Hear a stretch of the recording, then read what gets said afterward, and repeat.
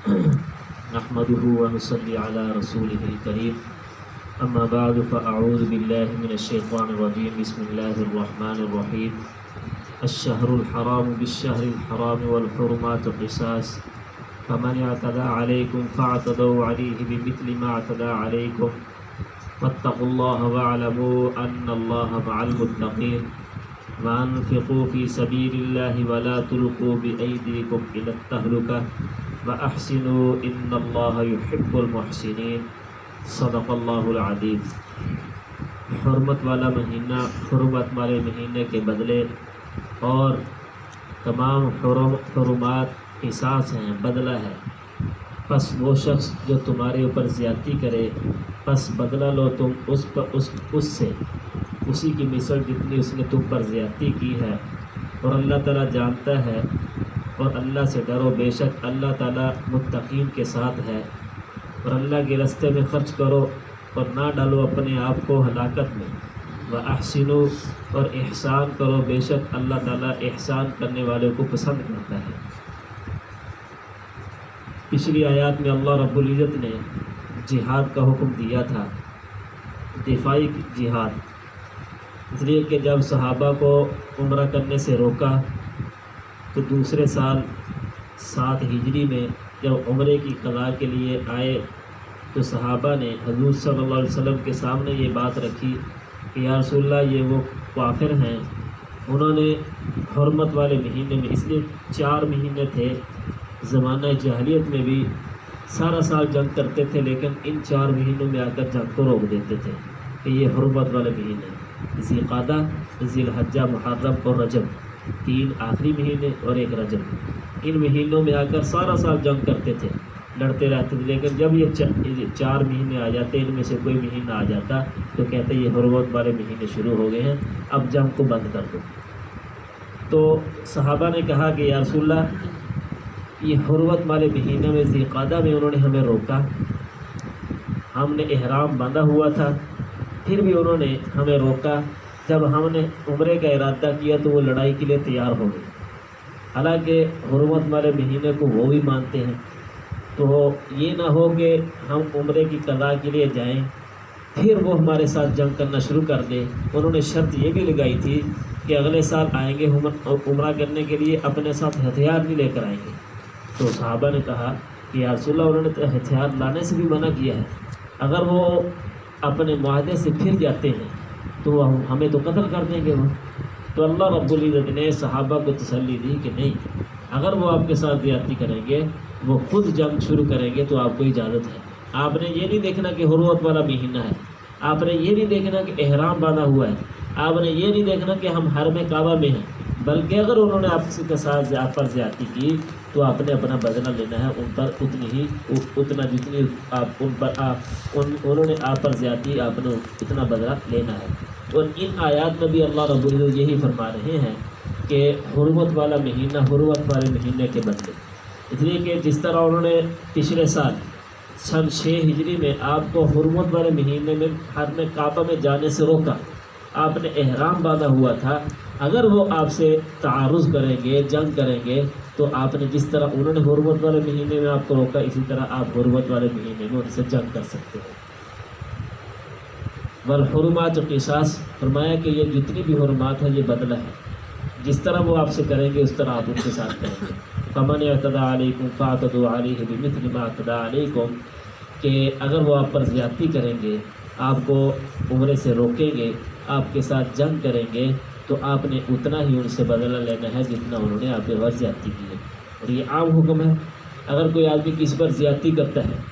اول تو اس کو معاف کر دے، وگرنہ غصہ چڑھا ہوتا ہے، غصہ زیادہ آ جاتا ہے، پھر شریعت اس کو اجازت دیتی ہے کہ آپ نے جتنی اس نے آپ کے ساتھ زیادتی کا آپ اتنا بدلہ لے سکتے ہیں۔ یہ نہ ہو کہ غصہ زیادہ ہو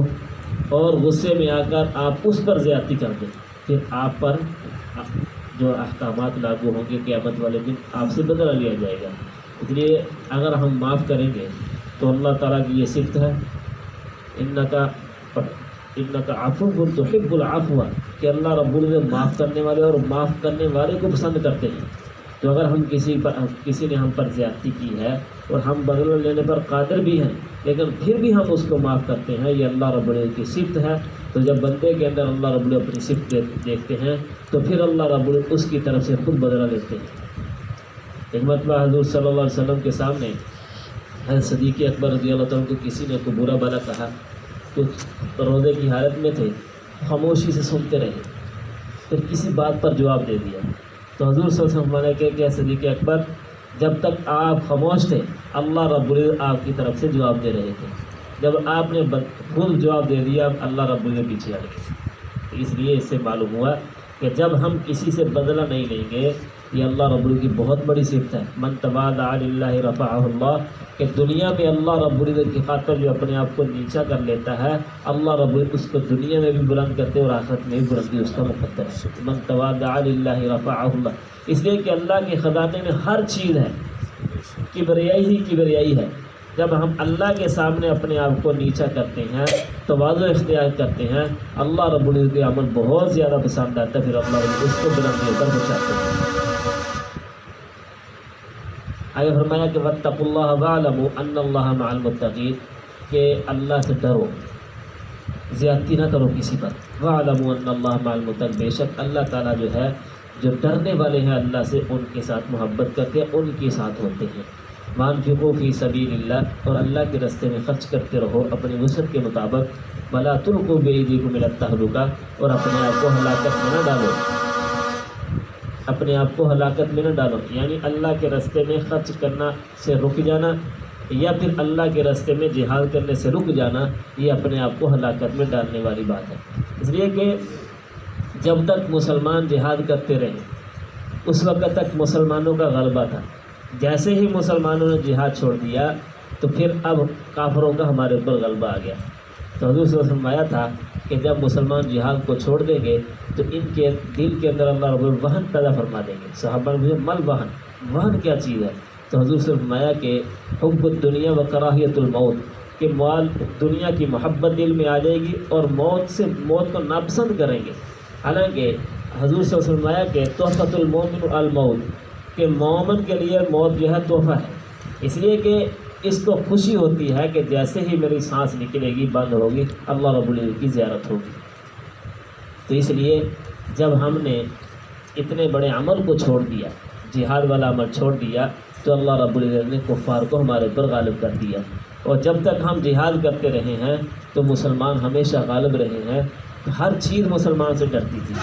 ہر کافر مسلمان سے ڈرتا تھا۔ جب ہم نے اللہ کے راستے میں جہاد کرنا چھوڑ دیا اور اللہ کے راستے میں خرچ کرنا چھوڑ دیا تو پھر اللہ رب العزت ہم دشمن ہمارے پر مسلط کر دیے، اور ہر دشمن ہمیں ڈراتا ہے۔ ایسے ہی ہے، جہاں دیکھ لو مسلمان مظلوم ہے۔ اس کی وجہ یہی ہے کہ ہم نے جہاد کو چھوڑ دیا۔ تو اللہ رب العزت ہمیں یہ عمل کرنے کی توفیق عطا فرمائے۔ آگے فرمایا وَأَحْسِنُوا إِنَّ اللَّهَ يُحِبُّ الْمُحْسِنِينَ، کہ احسان کرو۔ احسان کیا چیز ہے؟ ایک مرتبہ جبرائیل علیہ السلام حضور صلی اللہ علیہ وسلم کی مجلس میں آئے، ایسے بیٹھے تھے حضور صلی اللہ علیہ وسلم، دو زانوں جیسے ہم جو ہے تحیات کی شکل میں بیٹھتے ہیں، جبرائیل علیہ السلام انسانی شکل میں آئے اور آ کر حضور صلی اللہ علیہ وسلم کے ساتھ گھٹنوں کے ساتھ گھٹنے ملا دیے۔ تو صحابہ فرمانے لگے کہ ہم پریشان ہیں کہ اس آدمی کو ہم جانتے بھی نہیں ہیں اور یہ مسافر بھی لگتا ہے، اور لیکن اس پر سفر کے اثرات بھی نہیں ہیں۔ پہلے زمانے میں گھوڑوں پر سفر ہوتا تھا یا اونٹوں پر سفر ہوتا تھا۔ جب اونٹوں پر گھوڑوں پر سفر کرے گا تو آدمی کے بال بکھر جائیں گے اور آدمی کے گرد و غبار اس کے چہرے پر پڑی ہوگی، اگر سفید لباس ہوگا تو لباس پر پڑی ہوگی۔ تو حضرت عمر نے فرماتے ہیں کہ جی آ کر بیٹھ گئے اور ایسے لگا کہ جیسے حضور صلی اللہ علیہ وسلم کو پہلے جانتے ہیں، اور ہم اس کو پہچانتے نہیں کہ مدینہ کا آدمی نہیں ہے، یہ مسافر ہے، لیکن سفر کے اثرات ان کے چہرے پر نہیں ہیں۔ اور آ کر سوال کرنے شروع کر دیے، اسلام کے بارے میں پوچھا، ایمان کے بارے میں پوچھا، احسان کے بارے میں پوچھا، پھر خود ہی جواب دے رہے ہیں، سوال بھی خود کرتے ہیں جواب بھی دے رہے ہیں۔ احسان کے بارے میں پوچھا کہ مل احسان، احسان کیا چیز ہے؟ تو جبرائیل علیہ السلام بتایا خود ہی کہ احسان اس کو کہتے ہیں کہ آپ اللہ کی عبادت اس طرح کرو کہ اللہ رب العزت آپ اللہ رب العزت کو دیکھ رہے ہیں۔ جو بھی عبادت ہو، نماز ہے، نماز کے اندر ہماری حالت یہ ہو کہ ہم اللہ رب العزت کی ذات کو دیکھ رہے ہیں، اور اسی طرح ہم مال خرچ کر رہے ہیں اللہ کے راستے میں، ہمارے ذہن میں یہ بات ہو کہ ہم اللہ رب العزت کی ذات کو دیکھ رہے ہیں، اس لیے کہ حدیث پاک میں آتا ہے کہ جب ہم صدقہ کرتے ہیں تو یہ اللہ کے ہاتھ میں جاتا ہے پہلے،